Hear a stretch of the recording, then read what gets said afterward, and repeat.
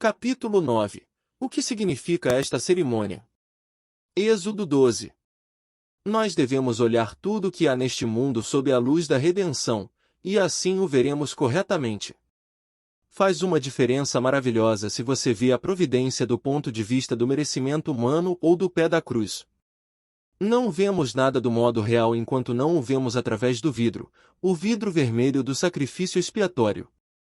Use esse telescópio da cruz e então verá longe e claramente, olhe os pecadores através da cruz, olhe as alegrias e tristezas do mundo através da cruz, olhe o céu e o inferno através da cruz, veja o quanto era para ser realmente visível o sangue da Páscoa. E então aprenda de tudo isso a dar importância verdadeira ao sacrifício de Jesus, sim, dar-lhe toda a importância, pois Cristo é tudo.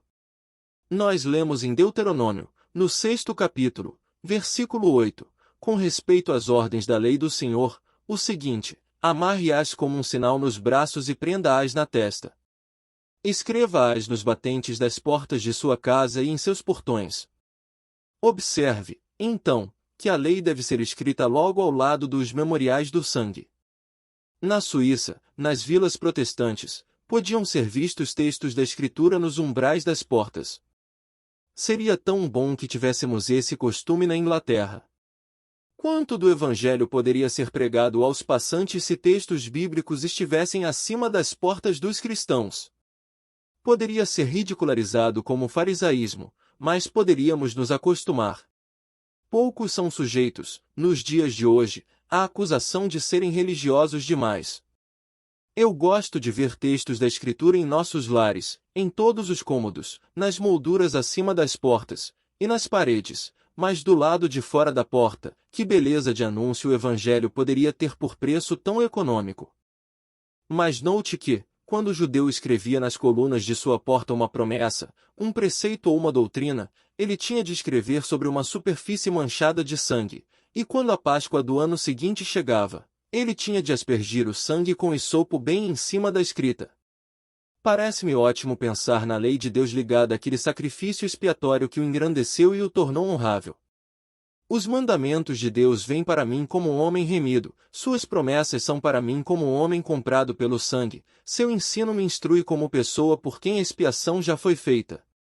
A lei na mão de Cristo não é uma espada para nos matar, e sim uma joia para nos enriquecer. Toda a verdade aceita em relação à cruz é muito incrementada em seu valor. A Santa Escritura torna-se preciosa 7 vezes mais quando vemos que ela vem a nós como sendo remidos do Senhor, e traz em cada página marcas daquelas mãos queridas que foram pregadas na cruz por nós. Agora, é possível compreender como tudo foi feito que bem podia ser pensado de modo que elevasse o sangue do Cordeiro Pascual a uma alta posição na estima das pessoas que o Senhor tirou do Egito, e você e eu precisamos fazer tudo o que podemos para trazer à frente, e conservar diante dos homens para sempre, a preciosa doutrina do sacrifício expiatório de Cristo. Ele foi feito pecado por nós, embora nenhum pecado conhecesse, para que nele nós pudéssemos ser feitos a justiça de Deus. E agora quero lhes fazer lembrar da instituição que era ligada à memória da Páscoa. Quando seus filhos lhes perguntarem, o que significa esta cerimônia, respondam-lhes, é o sacrifício da Páscoa ao Senhor, Êxodo 12, 26 a 27. Investigar é algo que deve ser estimulado na mente de nossas crianças. Se pudéssemos incentivá-las a fazer perguntas sobre as coisas de Deus. Algumas fazem perguntas desde cedo, outras parecem ter herdado a indiferença que muitos adultos têm. Temos que lidar com ambos os tipos de mente. É importante explicar às crianças a ordenança da ceia do Senhor, pois isso representa claramente a morte de Cristo em símbolo. É lamentável que as crianças não vejam essa ordenança com mais frequência. O batismo e a ceia do Senhor devem ser realizados diante da geração mais jovem para que eles nos perguntem, o que significa esta cerimônia? A ceia do Senhor é um sermão evangelístico perene e fala principalmente sobre o sacrifício pelos pecados. Você pode banir essa doutrina da expiação do púlpito, mas ela sempre viverá na igreja através da ceia do Senhor. Você não pode explicar aquele pão partido e aquele copo cheio do fruto da videira sem referência à morte expiatória de Nosso Senhor. Não pode explicar a comunhão do corpo de Cristo sem incluir, de uma forma ou outra, a morte de Jesus em nosso lugar e posição. Deixe que seus filhos vejam a Santa Ceia, e que lhes seja explicado claramente o que ela representa. E se não for a própria ceia do Senhor, pois isso não é a coisa em si, mas apenas a sombra do fato glorioso, leve-os a refletir muito e com frequência sobre os sofrimentos e morte de nosso Redentor. Deixe-os pensar no Getsemane, e no pretório, o local da sentença, e no Calvário, e que aprendam a cantar em tons melancólicos sobre aquele que deu sua vida por nós. Conte a eles quem foi aquele que sofreu e por quê. Sim, embora o hino não seja bem ao meu gosto em algumas de suas expressões, gostaria que as crianças cantassem. Muito longe o Monte Verde está, fora dos muros de Jerusalém. E eu gostaria que aprendessem versos parecidos com estes, de hinos com esta ideia: sabia como fomos maus, que Deus teria que castigar. Então, Jesus ofereceu morrer em nosso lugar. E quando a atenção é despertada para o melhor dos temas, estejamos preparados para explicar a grande transação pela qual Deus é justo e, ainda assim, os pecadores são justificados. As crianças podem entender muito bem a doutrina do sacrifício expiatório, a intenção foi mesmo que fosse um evangelho que até o mais novo pudesse apropriar. O evangelho da substituição é uma grande simplicidade, embora seja um mistério. Não devemos nos contentar até que nossos pequeninos conheçam e confiem no sacrifício completado por eles. Isso é conhecimento essencial e a chave para todo ensino espiritual. Que nossas queridas crianças conheçam a cruz e já terão começado bem. Com todas as coisas que aprendem, que possam aprender a compreender isso e já terão um fundamento bem construído.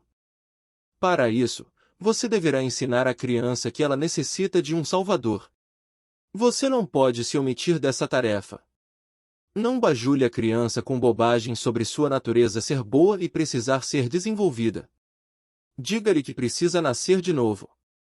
Não a encoraje com a imaginação de sua própria inocência, mas mostre-lhe seu próprio pecado. Mencione os pecados infantis aos quais ela se inclina, e ore para que o Espírito Santo trabalhe a convicção no seu coração e na sua consciência. Lide com os novos como lida com os velhos. Seja completo e honesto com eles. Religião frágil não é boa nem para jovens nem para velhos. Esses meninos e meninas precisam de perdão através do sangue precioso tanto como qualquer um de nós. Não hesite em contar à criança sua situação ruinosa, senão ela não há de querer o remédio. Diga-lhe também qual é o castigo do pecado, e avise-a de seu terror. Seja terno, mas seja verdadeiro. Não esconda do pecador jovem a verdade por mais terrível que possa ser.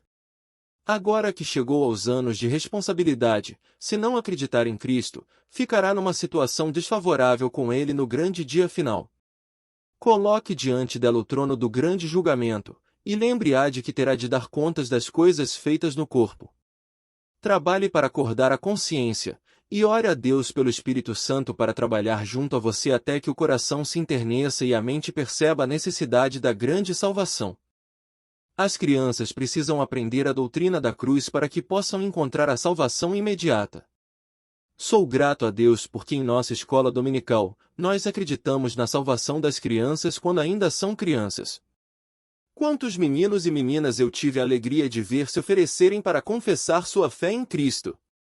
E novamente, desejo dizer que os melhores convertidos, os mais óbvios e inteligentes, que já tivemos, foram os novos, e em vez de haver alguma deficiência em seu conhecimento da palavra de Deus e das doutrinas da graça, geralmente descobrimos que eles têm um conhecimento encantador das grandes verdades cardinais de Cristo. Muitas dessas preciosas crianças falaram das coisas de Deus com grande prazer de coração e força de entendimento. Prossigam, queridos professores, e creiam que Deus salvará suas crianças. Não se contentem em semear princípios em suas mentes que possivelmente se desenvolverão em anos futuros, mas trabalhem por conversões imediatas. Esperem frutos em suas crianças enquanto ainda são crianças. Orem por elas para que não corram para o mundo e caiam nos males do pecado exterior, e depois voltem com ossos quebrados para o bom pastor, mas que possam, pela rica misericórdia, ser guardadas dos caminhos do destruidor e crescer no aprisco de Cristo, primeiro como cordeiros de seu rebanho, e depois como ovelhas de sua mão. De uma coisa estou certo, se ensinarmos às crianças a doutrina da expiação em termos inconfundíveis, estaremos agindo de forma muito boa. Às vezes, espero que Deus avive sua igreja e a restaure a antiga fé através de um trabalho da graça entre as crianças. Se Ele trouxesse para dentro de nossas igrejas um grande influxo de crianças, como isso poderia apressar o sangue indolente dos preguiçosos? As crianças cristãs tendem a manter a casa animada, viva. Suspiramos por mais delas. Se apenas o Senhor nos ajudar a ensinar as crianças, estaremos ensinando a nós mesmos. Não há melhor modo de aprender do que ensinar, e você não sabe nada enquanto não consegue ensiná-la para outra pessoa. Você não conhece nenhuma verdade completamente enquanto não a coloca diante de uma criança para que ela possa vê-la. Ao tentar fazer uma criancinha entender a doutrina da expiação, você conseguirá ter visões mais claras dela, e por isso eu lhe recomendo esse exercício santo. Que tal bênção seria se nossas crianças fossem bem enraizadas na doutrina da redenção por Cristo? Se elas fossem avisadas contra os falsos evangelhos desta maneira e se fossem ensinadas a descansar na rocha da obra completada de Cristo, poderíamos esperar que a geração seguinte a nossa manteria fé e que seria melhor do que seus pais foram. Veja, suas escolas dominicais são louváveis, mas qual é o propósito delas se vocês não ensinam nelas o Evangelho? Vocês reúnem as crianças e as mantêm quietinhas por 1h30 e depois as mandam para casa, mas qual é o proveito disso? Pode dar um pouco de sossego para os pais e as mães, e é por isso, talvez, que eles os mandam para a escola, mas todo o verdadeiro bem está naquilo que é ensinado às crianças. A verdade mais fundamental deve ser colocada como a mais importante, e qual será ela se não for a cruz? Alguma conversa com as crianças sobre ser bons meninos e meninas, etc. e tal, isto é, pregam a lei às crianças, embora queiram pregar o Evangelho aos adultos. Isso é honesto? É prudente? As crianças precisam do Evangelho todo, o Evangelho autêntico, sem ser adulterado, devem recebê-lo, e se são ensinadas pelo Espírito de Deus, são tão capazes de recebê-lo como pessoas de idade madura. Ensine aos pequenos que Jesus morreu, o justo pelos injustos, para levar-nos a Deus. Confiante, entrego esse trabalho aos professores. Nunca conheci uma equipe mais nobre de homens e mulheres cristãos, pois são tão sinceros em sua ligação com o velho Evangelho como são ansiosos pela salvação de almas. Sintam-se encorajados, o Deus que salvou tantas de suas crianças salvará muitas mais delas, e teremos grande alegria à medida que vemos centenas trazidas a Cristo. Oramos. Nós te agradecemos pela oportunidade de ensinar às crianças a doutrina da cruz e o Evangelho da salvação por meio de Cristo. Pedimos que tu continues a nos dar sabedoria, discernimento e amor para ensinar as crianças e guiar suas vidas em direção à tua vontade. Oramos para que as crianças que são ensinadas em nossas escolas dominicais possam compreender a verdade da tua palavra e serem salvas por meio de Cristo. Pedimos que sejam protegidas dos caminhos do mal e que possam crescer na tua graça e no conhecimento de ti. Que possamos ser fiéis e ensinar a verdadeira doutrina da redenção por meio de Cristo, e que as crianças sejam equipadas para resistir aos falsos ensinos deste mundo. Dá-nos força e perseverança para continuar este trabalho, sabendo que a tua bênção está conosco. Em nome de Jesus, amém.